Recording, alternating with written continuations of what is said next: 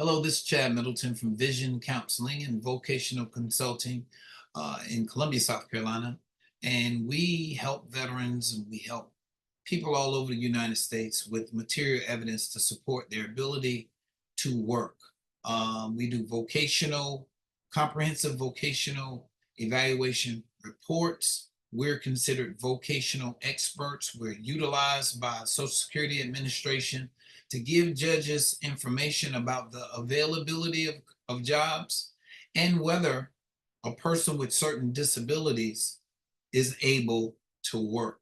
I want to do a video today to speak on a situation where I just came across. I always say it's good to have your DBQs. It's good to request your DBQs. So if you're looking at this video, I want you, if you have uh, completed a CMP exam with the medical examiner, uh, I need you to go and request the DBQ. Now, for those of you that don't know what DBQs are, DBQs is what the examiner completes. It's a disability benefits questionnaire. Depending on what your disability is, the medical specialist or the examiner that is examining you in the body part or the organ or the particular part of the body that is being examined asks certain questions for rating purposes. Rating purposes meaning that depending on how severe the rating is will determine the compensation rate with the VA regional office. So the VA regional office contracts with medical examiners, pays these contractors to ask you questions to assess the severity of your conditions. Okay. Once they're complete with their formal assessment, they send this DBQ and their recommendations to the VA regional office where a service VSR, Veteran Services Representative, a person that's rating your case, determines whether or not you meet qualifications for higher rating, initial rating, or continued rating, or even TDIU benefits. Okay, so that's the process. You put in the claim, the VA accepts your claim. They recognize that your disability is service connected.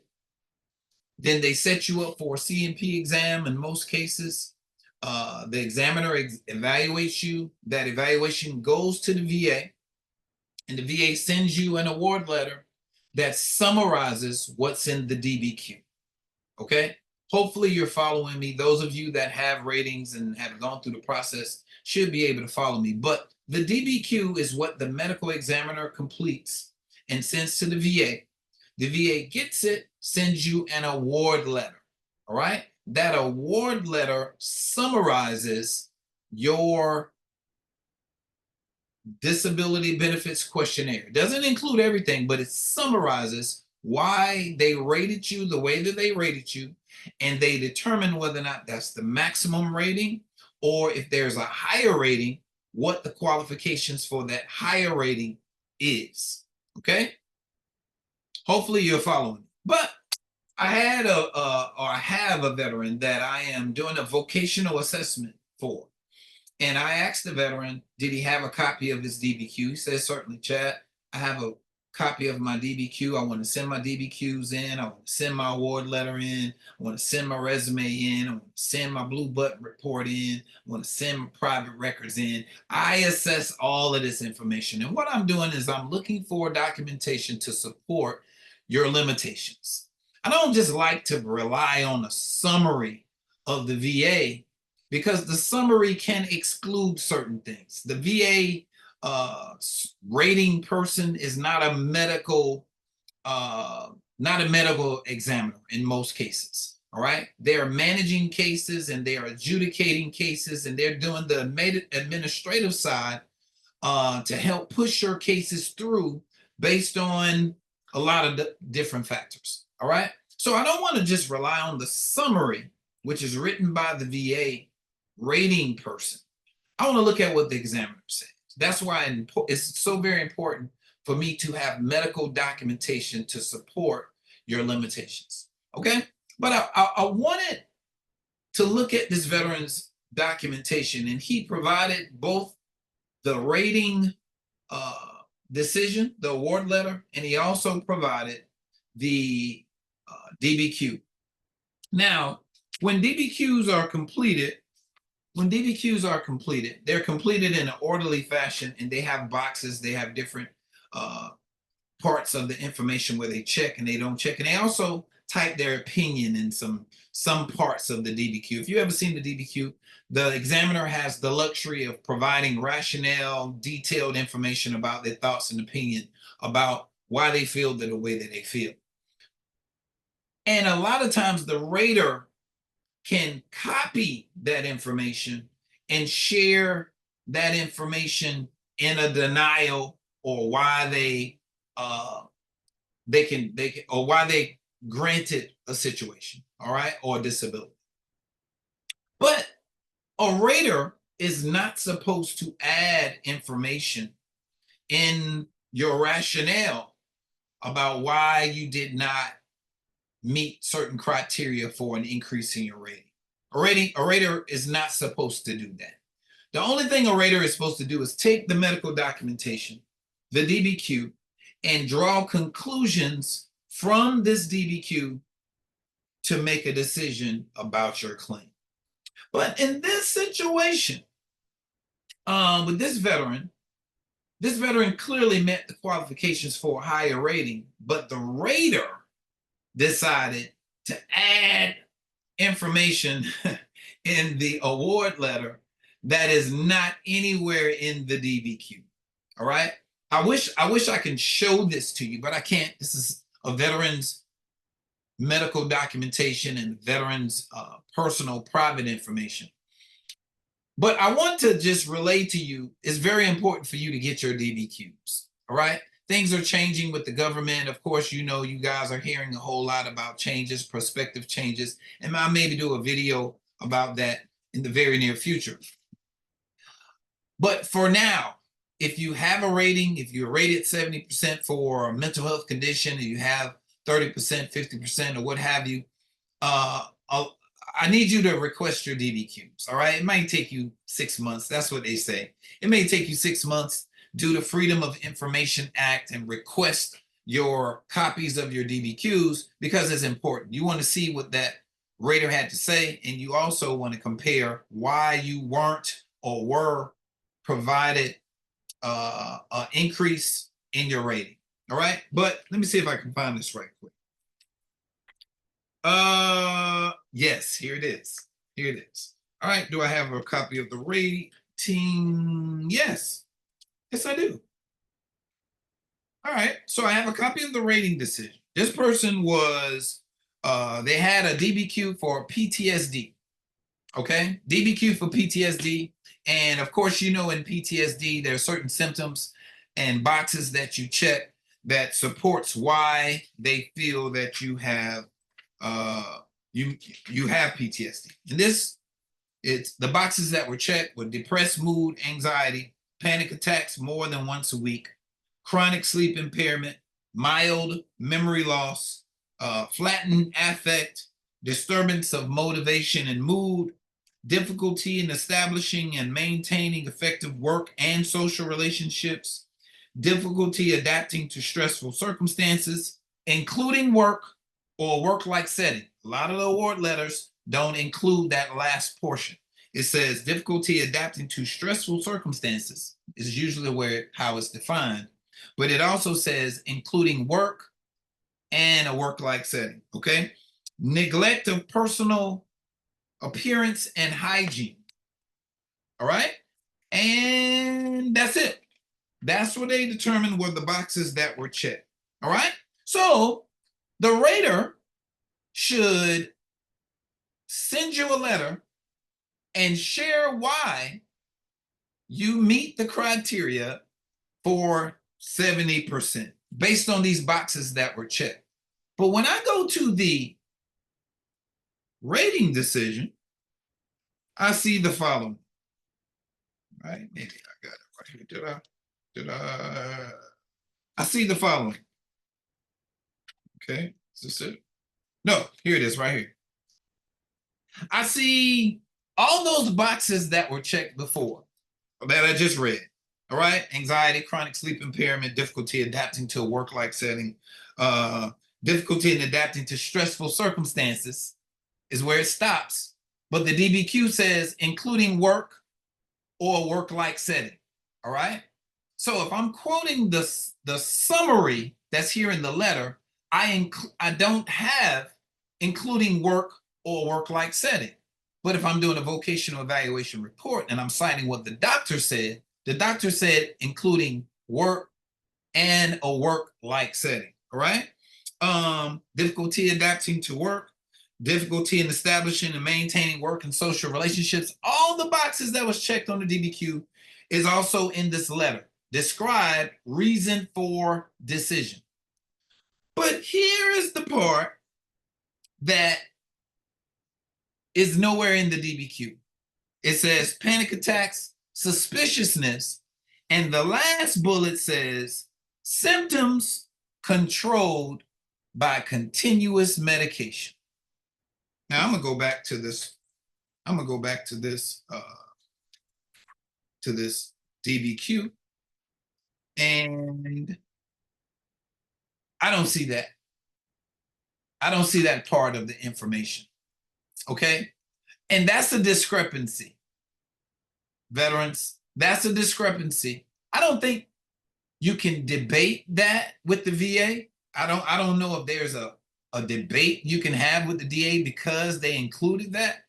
But the question I had is, where does that come from? That's nowhere in the DBQ, right? So when I'm doing my vocational evaluation and I see that that's a part of the letter, but it's not a part of the medical examination, I am quoting what the medical examiner says, all right? I'm quoting what the medical examiner says. So I want to encourage all my veterans that's applying for TDIU to make sure go ahead, when you see this video, go ahead and request your DBQs. Because by the time we have our consultation, one of the questions I'm going to ask is, do you have a copy of your DBQs? You don't have to have a copy, but I feel having a copy is very important as I define information that's in your vocational report. I want to be able to reflect on what the medical examiner says about your limitations. All right. Another thing that I noticed, and I'm going to say this quickly because I didn't plan to stay long.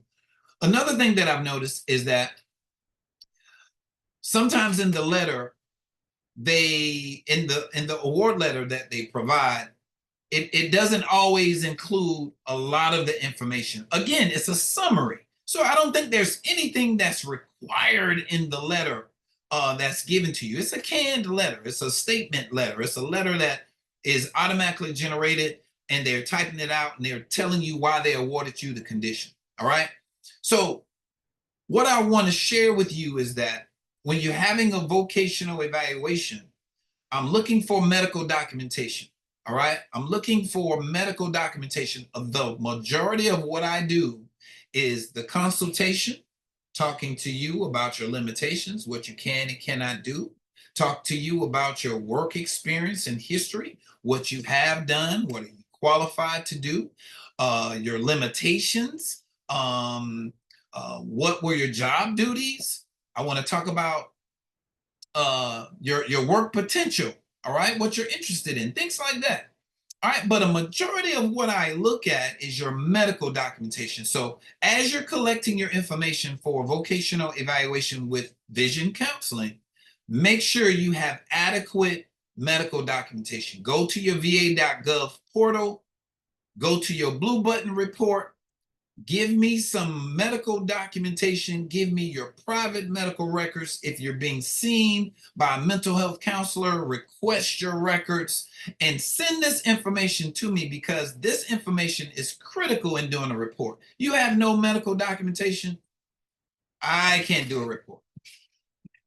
All right? I can't do a report, because my evaluation is based on not what you say you can't do, not only on what you say you can't do, but also on what is documented regarding your limitations. Okay? What is documented medically because of your situations. All right? Because of your limitations. Okay, so just a little tidbit of information. I'm glad to do this. I'm happy to do this. I know things are changing with the government, and I'm going to go ahead and admonish many of you that look at these videos and that considering TDIU, go ahead and apply before things change. All right, go ahead and apply before things change. I know you might be skeptical about, applying for TDIU, and most of the people that apply for TDIU and choose not to use my services usually come back to me after they're denied. All right, you don't have to have a vocational evaluation, but a lot of the times, most of the times, a majority of the time, you're going to be denied TDIU without documentation. Okay, so if you have any questions, give us a call, 803-563-5087. We don't have a lot of time to spend a lot of time on the phone because we're in sessions with people all the time. But send us an email. It's admin, ADMIN, @vcandvc.com.